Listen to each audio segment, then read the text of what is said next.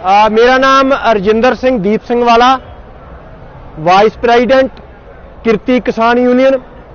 तो हम यहाँ दिल्ली को जो घेरा डाल के बैठे हैं 3 कानूनों के खिलाफ।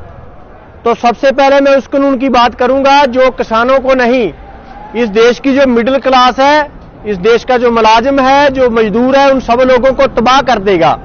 वो है एसेंशियल कमोडिटी एक्ट की अमेंडमेंट 2020।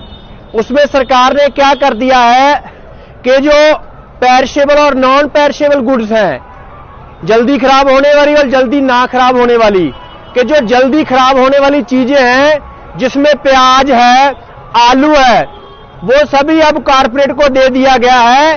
उसकी प्राइस राइज को कंट्रोल करने में सरकार तभी दखलंदाजी करेगी जब उसकी पेरिशेबल की गुड्स जो प्राइसेस है वो 100% बढ़ जाएंगी।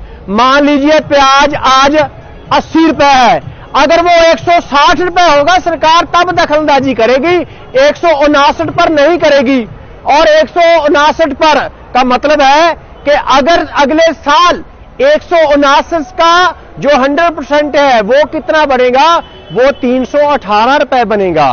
318 रुपए 2 साल में भी प्याज की कीमत हो जाएगी, तो सरकार उसे एक्स्ट्रा ऑर्डिनरी प्राइस राइज नहीं मानेगी। तो ये किसको खत्म करेगा?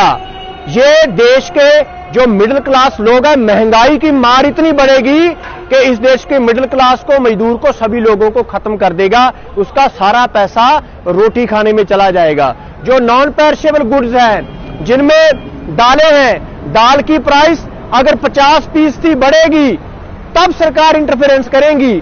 मान लीजिए कि 100 रुपए दाल की कीमत अगर 150 होगी, सरकार तब दखलंदाजी करेगी। अगर 149 रहेगी तो नहीं दखलंदाजी करेगी। तो ये कानून सभी लोगों को प्रभावित करेगा और देश के जितनी मिडिल क्लास है, मिडिल लोअर क्लास है, उनको समझने की जरूरत है कि ये आंदोलन की अगुवाई किसान लोग कर रहे हैं, लेकिन आंदोलन सिर्फ किसानों का नहीं, यह पूरे देश के लोगों का है जिनको सरकार भूखा मारने की साजिश है। इसी के साथ ही कि जो 67% इस देश की पॉपुलेशन है वो पीडीएस पर, पब्लिक जो है जनतक वंड प्रणाली है, उस पर निर्भर करती है। जो सस्ते राशन की दुकान से राशन लेती है, सरकार उसको भी बंद करने जा रही है। और दूसरा कानून जो कॉन्ट्रैक्ट फार्मिंग है, उसमें क्या है कि इस देश के 86% जो फार्मर है वो स्मॉल और मार्जिनल फार्मर है। उनकी जमीनें छीन कर बड़े 30,000 एकड़ 40,000 एकड़ के फार्म हाउस बनाने जा रही है, जो कॉर्पोरेट खेती मॉडल पूरे यूरोप में, पूरे बड़े देशों में है। एक फैक्ट आपके साथ साझा करना चाहूंगा कि अमेरिका में जो जेल में लोग बंद हैं, किसान उनसे कम हैं। अगर इसको लागू किया जाए पूरे देश में, मैं पंजाब की आपको उदाहरण देना चाहूंगा कि पंजाब की जेलों में 24,000 लोग हैं, लेकिन 10,96,000 लोगों के पास जमीन है। ये रेवेन्यू डिपार्टमेंट का रिकॉर्ड बोलता है 2019 का।